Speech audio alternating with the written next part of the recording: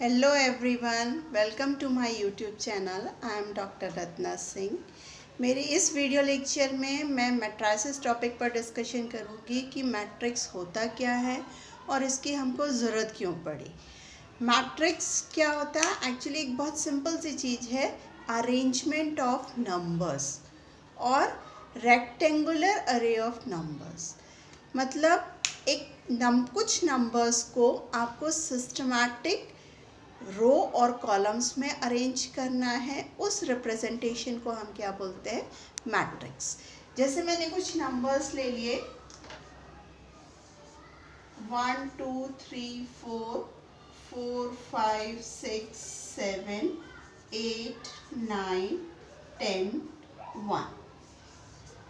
इन numbers को मैंने पंक्तिबद्ध किया है, कुछ रोज में और कॉलम्स में अरेंज कर दिया है। ये रिप्रेजेंटेशन क्या कहलाता है?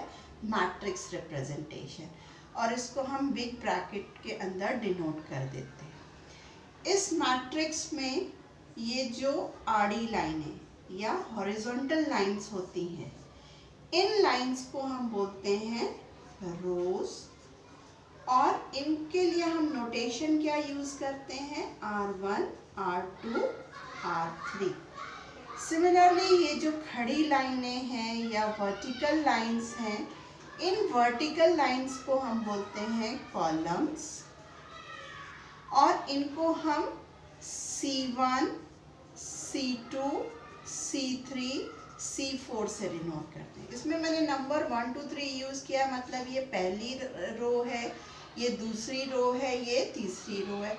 सिमिलरली यहाँ पर C1 मतलब पहला कॉलम, C2 दूसरा कॉलम, C3 तीसरा कॉलम एंड C4 चौथा कॉलम। इस मैट्रिक्स में ये जो तिरछी लाइन होती है, तिरछी लाइन को हम कैसे निकालते हैं?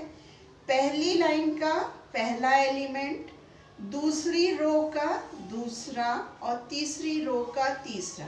सिमिलरली यदि इसमें फोर्थ रो होती तो फोर्थ रो का फोर्थ। जितनी रो होंगी, जिस नंबर की रो है उसी नंबर का एलिमेंट। इन एलिमेंट्स को हम बोलते हैं डायगोनल एलिमेंट्स। और इस लाइन को हम डिनोट कहते हैं डायगोनल, डायगोनल या प्रिंसिपल डायगोनल, है ना। और इनके एलिमेंट्स क्या कहलाते हैं? Diagonal elements. सिमिलरली मैट्रिक्स के अंदर जो भी नंबर लिखा हुआ है उनको हम एलिमेंट्स बोलते हैं। तो ये हो गया basic structure of matrices. Matrices को हम जर्नल वे में क्या डिफाइन करते हैं?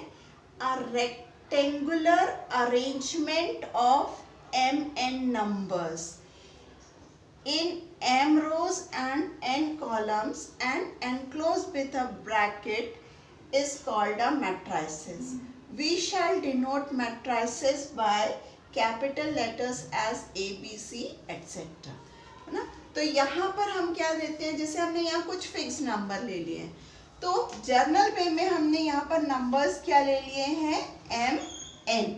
m n में m यहाँ पर बोल रहा है रोज है और n कॉलम्स हैं। मतलब जब हम उसको सिस्टमैटिक रेक्टेंगुलर अरे में अरेंज करेंगे तो यहाँ पर हम कितनी आड़ी लाइन है या हॉरिजॉन्टल लाइंस लेंगे?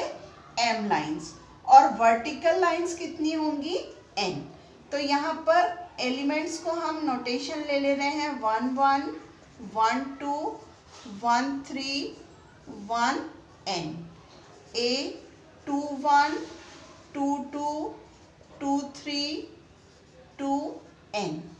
A 3 1 3 2 3 3 3 n। और similarly A m1 m2 m3 m n। तो अब आप देखिए इस मैट्रिक्स में हॉरिजॉन्टल लाइंस कितनी ली हुई हैं मैंने? m। यहाँ पर जो भी एलिमेंट है उसमें मैंने डबल नंबर्स यूज किए हैं। एलिमेंट A के साथ 1 1 नोटेशन, 1 2 1 3 नोटेशंस लिया है। इन नोटेशन का मीनिंग क्या होता है? नोटेशन में जो फर्स्ट नंबर है वो रो की पोजीशन रिप्रेजेंट करता है और जो सेकंड नंबर है वो कॉलम की पोजीशन रिप्रेजेंट करता है। तो A11 का मतलब हुआ कि ये जो एलिमेंट है वो इस मैट्रिक्स में फर्स्ट रो फर्स्ट कॉलम का एलिमेंट है।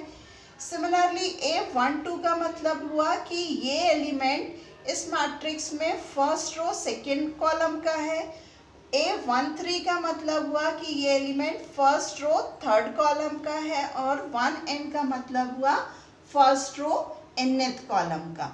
सिमिलरली यहाँ पर A21 का मतलब हो गया कि ये सेकेंड रो और फर्स्ट कॉलम का एलिमेंट है। A22 का मतलब हुआ सेकेंड रो सेकेंड कॉलम। तो जो भी नंबर्स हैं उनमें जो फर्स्ट नंबर है वो रो की पोजीशन को डिनोट कर रहा है और सेकेंड नंबर ऑलवेज कॉलम की पोजीशन को डिनोट कर रहा है।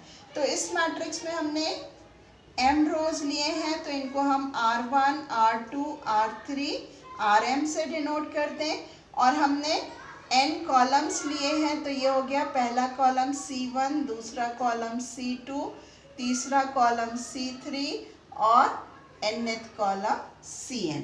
तो टोटल इसमें कितने एलिमेंट्स हो गए मैट्रिक्स में m n। मैट्रिक्स में जो सेम पोजीशन वाले नंबर होते हैं 1 1 2 2 3 3 ये क्या होते हैं डायगोनल एलिमेंट्स और ये हमेशा तिरछी लाइन में आते हैं लेफ्ट टू राइट, है ना। तो डायगोनल एलिमेंट्स यदि हमको चेक करना है तो हम पहली लाइन का पहला एलिमेंट देखेंगे, दूसरी लाइन का दूसरा, तीसरी लाइन का तीसरा, ऐसी जितनी भी रोज और कॉलम्स होंगे उसके अकॉर्डिंग आप चेक कर लोगे। तो ये रिप्रेजेंटेशन क्या कहलाता है मैट्राइसेस। अब इस मैट्रिक्स की हमको ज़रूरत क्या पड़ी, हम कहते हैं हम मैथ्स पढ़ तो लेते हैं पर रियल लाइफ में हमको इसके एग्जाम्पल्स ही नहीं मिलते। एक्चुअली बहुत सारे एग्जाम्पल्स हैं। आप सभी सिनेमा हॉल में जाते हो मूवीज़ चेक देखने, बहुत सारे नए नए मूवीज़ होते हैं, मैं तो उतनी अपडेट नहीं होती हूँ इन चीज़ों में। तो वहाँ पर आप देखते हो कि थिएटर के अंदर चेयर्स को कितना सिस्टमैटिक अरेंज किया हुआ है। वहाँ पर चेयर्स को कुछ रो में और कुछ कॉलम्स में अरेंज किया हुआ है। तो वो अरेंजमेंट क्या होता है, ये मैट्राइसेस से ही होता है। और इसकी ज़रूरत क्यों पड़ती है हमको, ताकि हम वहाँ जो भी लोग आ रहे हैं उनको सिस्टमैटिक वे में उनकी सीट और पोजीशन को बता सके। तो एक्चुअली मैट्राइसेस का बेसिक यूज़ कहाँ पर है, इंफॉर्मेशन और डेटा को सिंपल वे में कन्वे करने के लिए।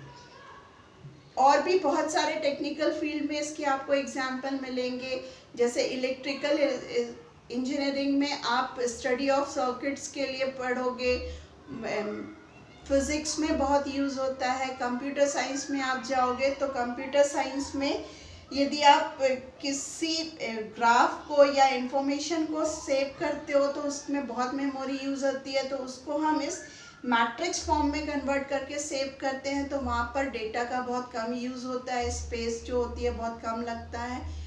वैसे ही आपने कैड कैम डिज़ाइनिंग में देखा है तो कैड कैम डिज़ाइनिंग भी मैट्राइसेस पर बेस्ड होता है। कैड कैम डिज़ाइनिंग के थ्रू आप ज्वेलरी डिज़ाइनिंग कर सकते हो, मशीनरी डिज़ाइनिंग होती है, मोटर्स डिज़ाइनिंग होती है।